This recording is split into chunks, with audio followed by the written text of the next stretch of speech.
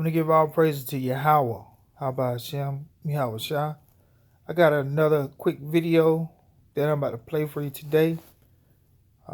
This is going to be a Mark of the Beast update. If you don't know by now, of course, the Mark of the Beast would be the RFID chip. Some call it an NFC chip. Nevertheless, I'm going to start with Revelation chapter 13, verse 15. And he had power to give life unto the image of the beast, that the image of the beast should both speak and cause that as many as will not worship the image of the beast should be killed.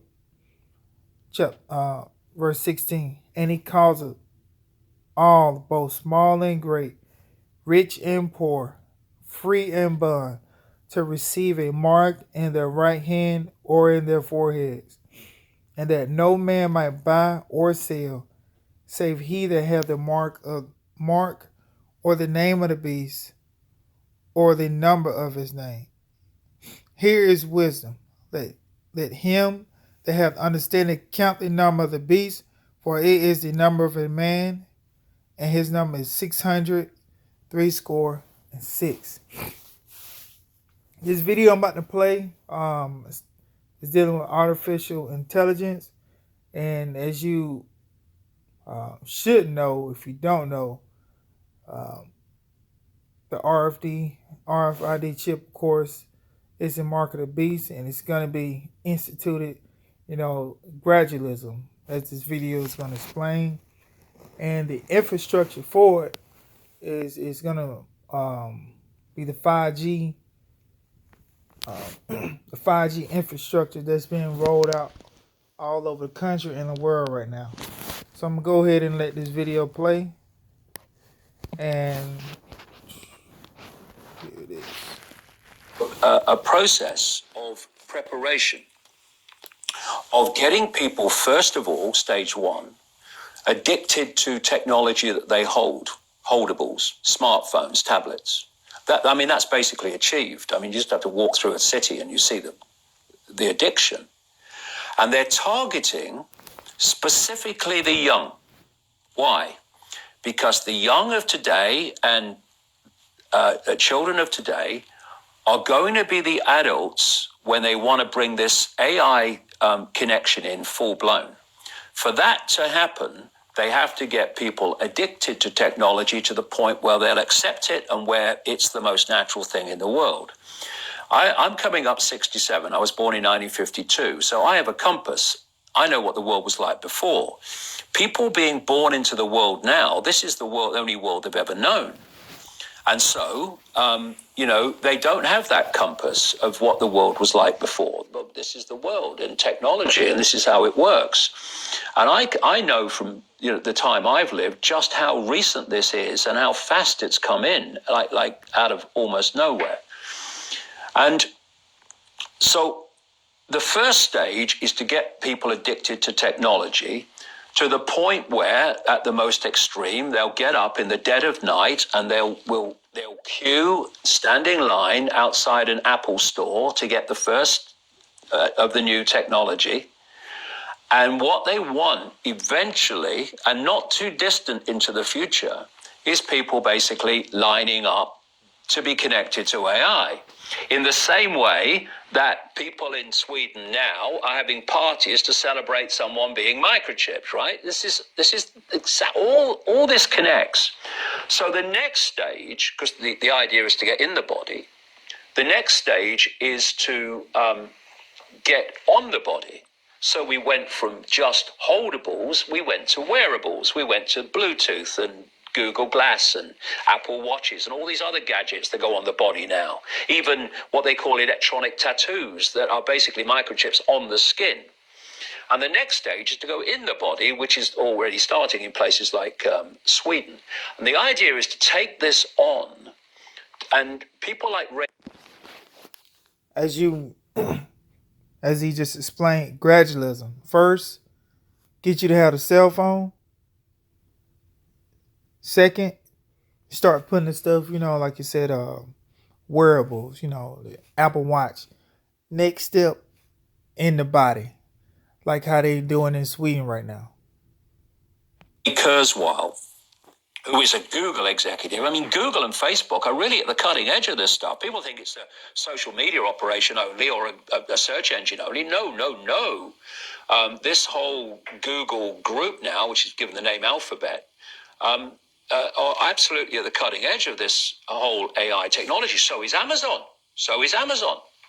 Amazon's got contracts worth hundreds of millions of dollars with the CIA and the Pentagon for cloud services and stuff. Yeah, they have massive data services. Massive, yeah. Consumers don't see. So the idea is to take this on. And what Kurzweil is saying, and he claims an 80% success rate in his predictions of incoming technology and when it will come in. But, you know,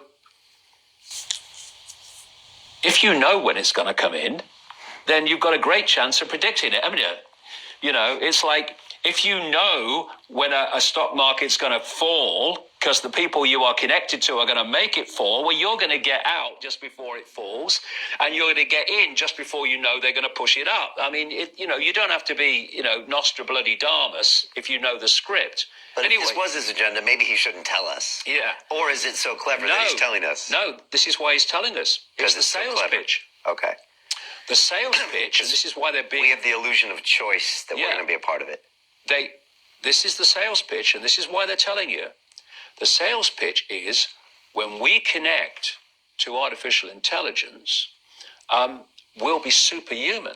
That's what the sales pitch is. That's his sales pitch. Right. That's Siri, Alexa, all these things. Yeah.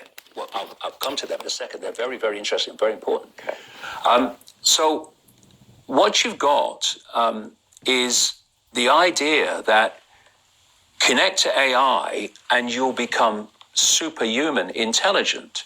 No, you'll become subhuman intelligent. You'll become a vehicle for artificial intelligence. And whoever controls artificial intelligence will control the perceptions of every mind that it's connected to. And that's the sales pitch, but then that's the reality of what it really means. Now, if you're going to make a physical connection with AI, you're not going to do that on a mass scale until you've made a psychological connection. And there is a process, a psychological process, which is known as preemptive programming. Preemptive programming is this. You're going to usher in a world that is so different, so dramatically different to what anyone's been used to, that you're going to have an obvious resistance purely by the chasm of difference between the world people are used to and the world you're taking them into. A resistance that says, hold on a minute, you want to do what? What? What? So you prepare them for it through preemptive programming.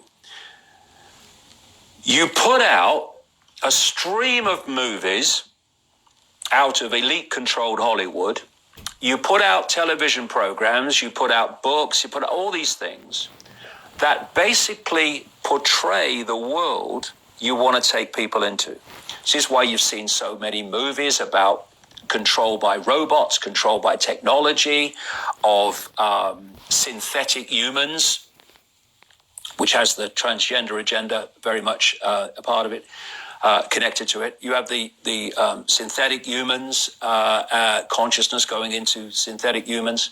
You have the dystopian society being portrayed and betrayed and betrayed. And what that's doing, it's making the subconscious, to an extent the conscious mind, familiar with the world you want to usher in. So when you literally start to bring it in, there's not that chasm that there would have been before. There is almost a familiarity with it because you prepared people by portraying it over and over again in movies. And another part of this psychological connection with artificial intelligence, so we'll accept the outcome that I've talked about, is these Alexas and these Echoes and these so-called office assistants or personal assistants. Because people I've met people who've got one in every room. And you start to interact with them as if they're human.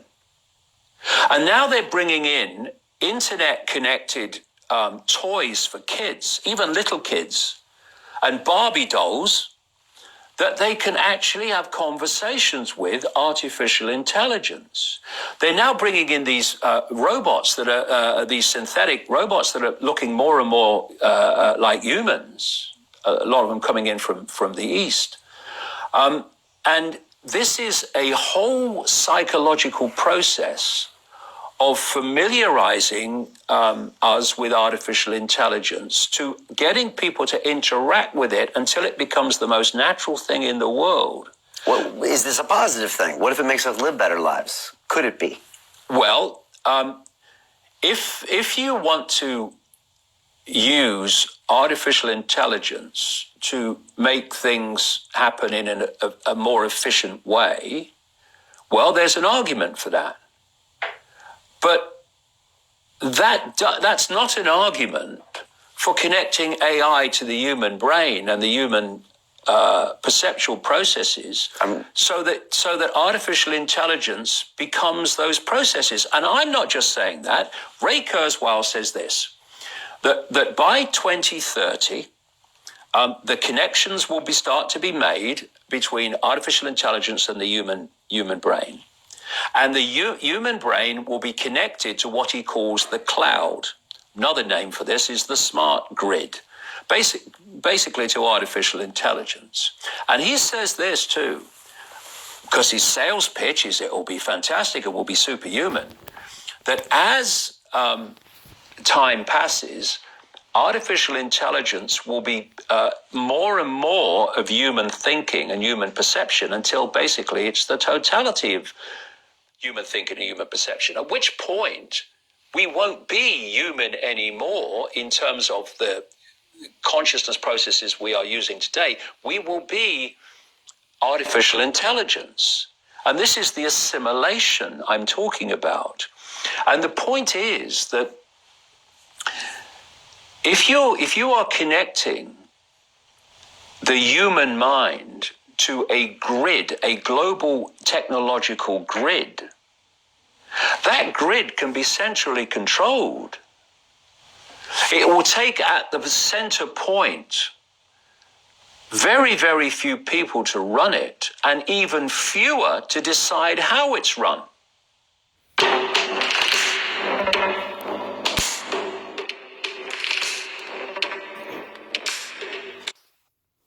Hopefully this short video was edifying how they trying to gradually roll out this mark of the beast through gradualism. Shalom.